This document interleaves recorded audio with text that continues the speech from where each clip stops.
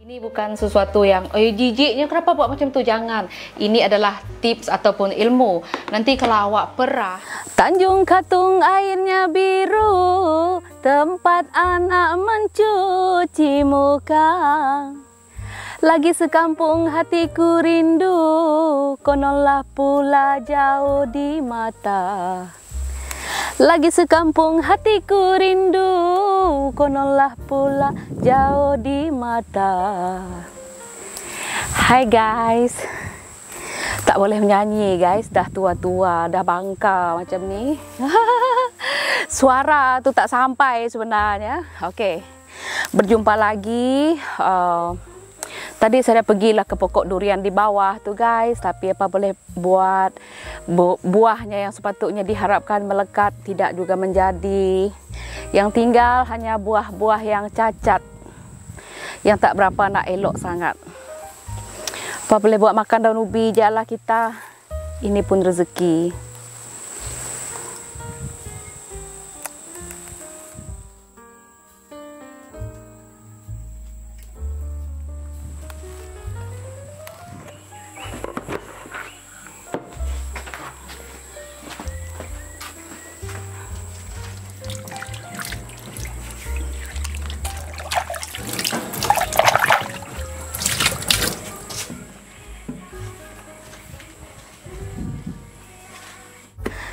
Esok sebab anak bujang saya balik dari asrama, dia sangat suka makan daun ubi.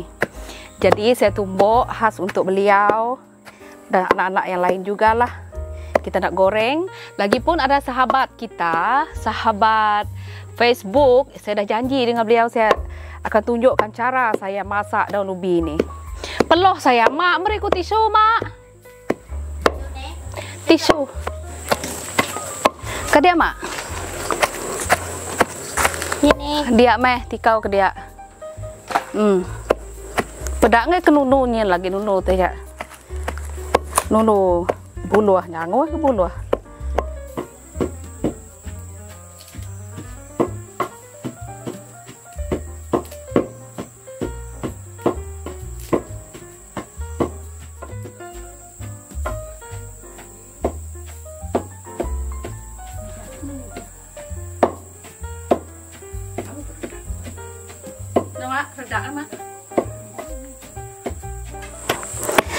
Oh, berpeluh-peluh saya pada hari ini.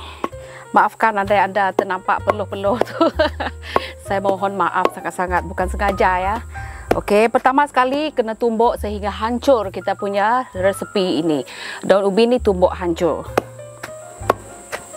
Saya harap rakan sahabat saya yang meminta cara-cara membuat ini berpuas hatilah dengan apa yang saya tunjukkan di dalam video ini ya sahabat.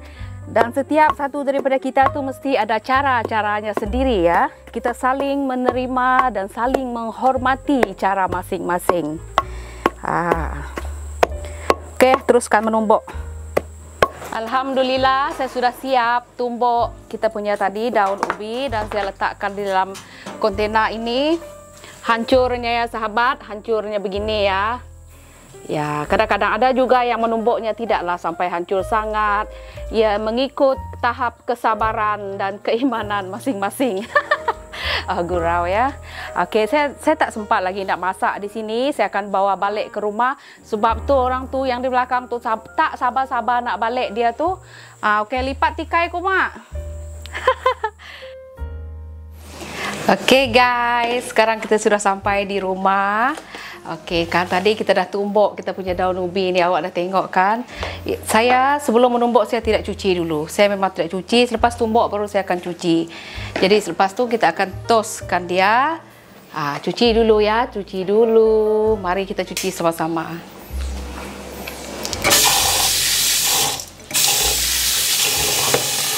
Jangan risau. Kalau dah cuci tak sedap apa semua, jangan risau, dia masih juga rasa daun ubi. Masih dia rasa daun ubi. Saya cuci beginilah kan. Lepas ni jangan takut untuk cuci dia. Tapi seperti yang saya kata, cara seseorang tu semuanya tak sama. Kita akan gunakan ini untuk mengetosnya. Yang lubangnya kecil-kecil ya, jangan guna lubang yang besar. Kalau yang besar-besar ni nanti habis kamu punya daun ubi itu, tak ada lagi yang dimakan, dia jatuh kan. Ini adalah yang halus, paling halus. Okey, kemudian toskan begini. Toskan saja ya sahabat, biarkan air hijaunya itu terus mengalir dan jatuh. Beginilah cara saya. Lepas toskan. Sebab saya tak cuci semasa belum itu kan, saya gunakan kaedah mencuci selepas ditumbuk.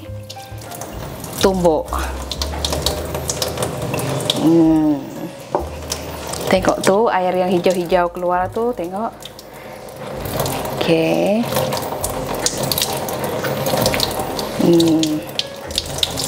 Lepas tu diperah beginilah. Sudahlah, satu kali basuhan cukup.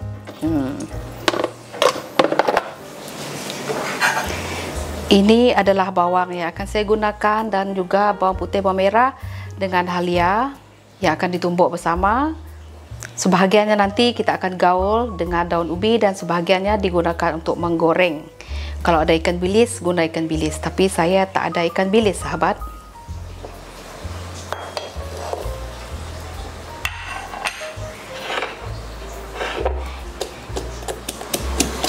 Okey, kita tumbuk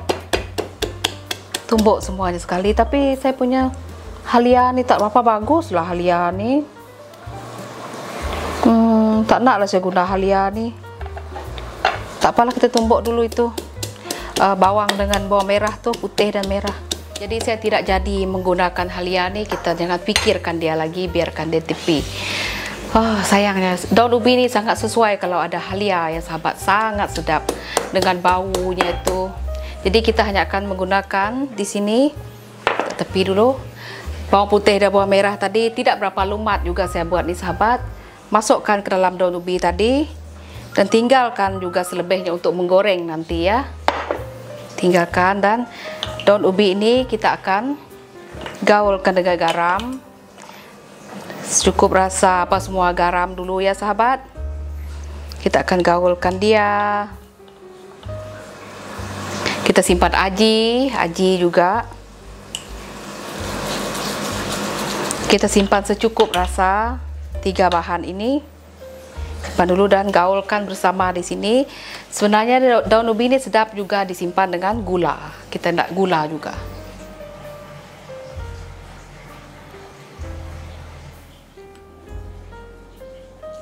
Okey, kenapa saya perah tadi sahabat? Saya perah sebab ini adalah betul-betul resepi ya, satu resepi yang saya ajar sahabat yang bertanya kenapa saya perah? Untuk pastikan semasa awak toast tadi, awak pastikan air tu masih ada begitu banyaknya. Kalau diperah ya masih ada yang menitik begini.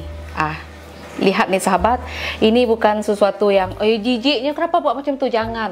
Ini adalah tips ataupun ilmu. Nanti kalau awak perah ketika ia masak tadi, ditoskan tadi sehingga tak ada air pun di sini ya. Tak ada air, pirap picit sikit pun tak ada lagi air di dalam daun ubi ini, ia akan cepat hangus. Nanti dalam kuali itu ia akan cepat terlampau kering dan hangus. Jadi airnya inilah yang akan menolong daun ubi ini untuk menjadi matang dan masak. Dia tidak harapkan hanya minyak sahaja kan, kalau langsung tak ada air di dalam daun ubi ini. Saya pernah, ini terjadi pengalaman saya dulu kan, maklumlah kita pun belajar dari pengalaman. Saya perah habis sampai kering daun ubi ini sahabat, kering sekali kerana saya kering. Jadi bila saya masak dia cepatnya dia hangus. Masa tu mungkin api saya pun lah ada silapnya juga, tapi lebih baik awak letakkan dengan sedikit air yang masih awak boleh perah begini. Masih ada air begini, ini tak apa, ini makanan keluarga saya, tak apa. Kalau di kedai saya tak buat macam ni, saya dah pandai dah, saya dah alhamdulillah, bukan sombong ya, alhamdulillah saya dah tahu setakat mana air yang saya rasa begini. Okey, sudah, ni tak perlulah saya picit-picit di kedai makan kan. Allah, tak adalah macam tu. Janganlah korang ambil ini sebagai alasan untuk mengecam saya pula ya. Betul, ini adalah betul. Ini bukan ada orang yang sengaja mahu mencari kesilapan orang lain ya. Maksud saya di sini ya, memang ada amai bisik wai. Okey, satu lagi, saya mungkin akan bercanggah pendapatnya dengan orang lain yang orang tak basuh ni. orang yang tidak basuh sebab mereka basuh semasa mereka sebelum tumbuk tadi. Jadi kita ada dua cara berbeza di sini. Pendapat kita tidak sama dan cara kita tidak sama. Ada yang basuh, ada yang tidak. Jadi kita hormati yang basuh, kita hormat yang tak basuh lepas ditumbuk, kita hormat. Sebab itu adalah dua-dua cara yang tak ada salahnya. Di situlah seseorang punya kemahiran lah, dia punya tips sendirilah kan. Kita saling meraihkan pendapat masing-masing. Sebab saya akan tahu nanti ada yang cakap, tak ada lah orang cuci ubi macam tu, lepas tumbuk terus goreng. Ya memang ada yang akan berkata begitu. Tapi ada juga yang, saya pun macam ini, saya pun cuci juga daun ubi itu selepas saya tumbuk. Samalah cara kita. Ada yang macam tu kan. Jadi dua cara kita saling boleh guna. Okey. Ini sudah ada perasa. Kalau awak berani, awak boleh ambil lah. Ambil di sini. Peluhnya saya, ya Allah. Mana tisu saya tadi? Maafkan saya memang jenis yang berpeluh, sahabat. Macam mana sekalipun awak akan tengok saya di berpeluh-peluh. Gila, betul lah peluh saya ini. Geram. Okey, mana saya berhenti tadi? Awak boleh ambilkan begini, masih mentah ni pun awak pun boleh rasa ya. Awak rasa. Sebenarnya saya rasa ni tapi tak naklah depan kamera ni. Kalau bagi yang baru memasaknya, baru masak. Sebab nanti kalau di dalam kuali kita takut ianya hangus, awak tak sempat nak merasa dia tapi api kena slow ya. Jangan juga terlampau slow, sedang-sedang lah api tu, nanti tak masak pula ya. Macam tu awak boleh ambil rasa, cukup rasa awak tak payah tambah. Kalau tak cukup, awak boleh tambah semasa ia masih mentah begini. Okey, sementara minyaknya pula, minyaknya perlu banyak lah sebab ini adalah gorengan kering. Okey, kita gunakan minyak masak Sarako. Fokus kamera, tolonglah kamera, tak apalah. Okey. Minyaknya memang agak banyak sebab ia goreng kering ya. Kalau saya, dia perlu minyak banyak. Dia tak macam masak minyak ada apa tu, macam banyak kan, macam berenang-renang lah di situ. Sedang-sedang lah tu, tapi ia tak sama kita masak sayur yang lain.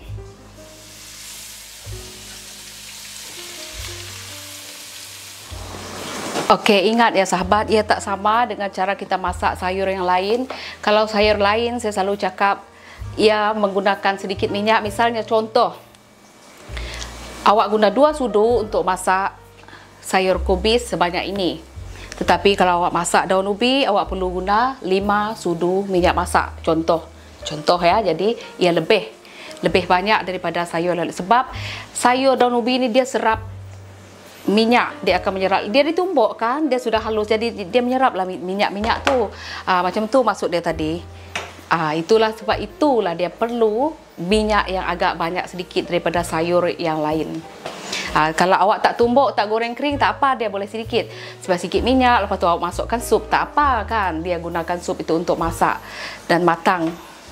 Kalau awak tak nak simpan gula di dalam makanan, awak tak perlu, hanya garam, aji dan secukup rasa.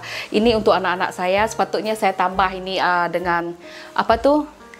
Bunga kantan, umbut kantan, tapi budak-budak tak suka jadi saya tak tambah. Awak boleh letakkan umbut kantan sama ada masih mentah begini pun boleh awak letak campak di sini, ataupun awak gorenglah umbut kantan tadi bersama bawang pun boleh. Macam tu. Ini tadi dah ada bawang, cuma tak ada halia saya. Halia dah lama dah. Okey, jom kita. Awak tengok berenang-renang kita punya bawang di dalam tu kan. Okey, tak apa. Dia macam banyak minyaknya. Banyaknya minyak, akan ada yang macam tu. Tapi itu adalah cara saya ya guys, sebab saya pernah guna kurang minyak, dia cepat kering dan agak hangus, tak berapa sedap. Saya pernah cuba. Jadi dari pengalaman lah tu sebenarnya. Saya ni tak ada orang ajar saya masak. Maklumlah saya dari kecil saya tak ada bersama dengan ibu ya. Jadi semua tu sendiri. Dan jangan awak tak percaya, yang ajar saya masak, yang buatkan saya pandai masak ini adalah mak mertua saya. Itu yang orang yang ajar saya masak. Bukan mak sendiri tahu, sebab mak saya memang saya tak bersama dengan mak masa kecil sehinggalah saya remaja. Dan bila berkahwin dengan suami saya ni, mak mertua ini yang ajar saya memasak. Thank you mak. Kembanglah hidung dia kalau tengok video ni kan. Sudah kekuningan kita punya bawang.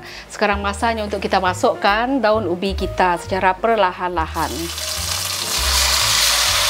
Wow, dia macam digoreng. Tengok tu dia separuh-separuh macam kena goreng kan. Minyak dia berenang-renang tapi tak apa, ini cukup minyaknya untuk mereka.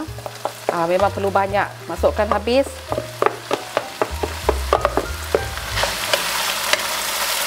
Okey, itu dulu, gaulkan dia. Tengok tu.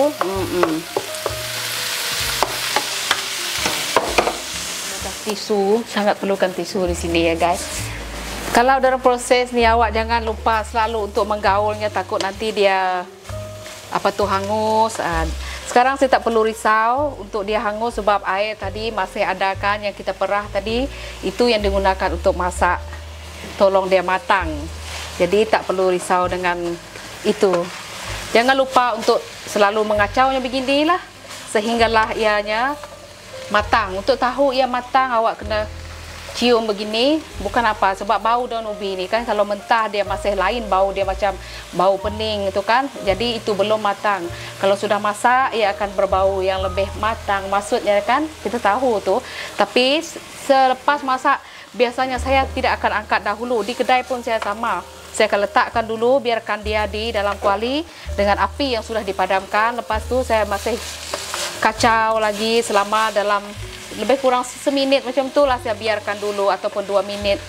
Jadi biar dia tidak bau tadi boleh hilang, sampai dikacau-kacau begini ya. Selepas padam api ketika ia sudah matang, itu cara saya. Sebenarnya masak daun ubi ini sebenarnya complicated, ada juga part yang rumit tu, ada masanya kalau kita belum pandai kan, terutamanya anak-anak yang baru-baru belajar masak tu. Saya tahu ada struggle-nya tersendiri lah masak daun ubi ni, memang ada. Dia tak macam sayur lain. Kalau sayur lain ni sudah masak dah ni kan, kobi apa semua ni sudah, ini tidak, dia lama sikit. Tapi jangan lama tu sampai dia kuning, tahu tak cantik. Kalau dia dah kuning tu lain, dia terlampau lama dalam kuali, tak cantik. Awak boleh rasa lagi kalau tak puas hati, tambah gula, tambah garam, tambah aji kalau nak gula. Kalau yang tak nak gula, tak payah gula ya. Ini resepi memang ada gula yang saya ni. Sedap daun ubi ni kalau ada gula.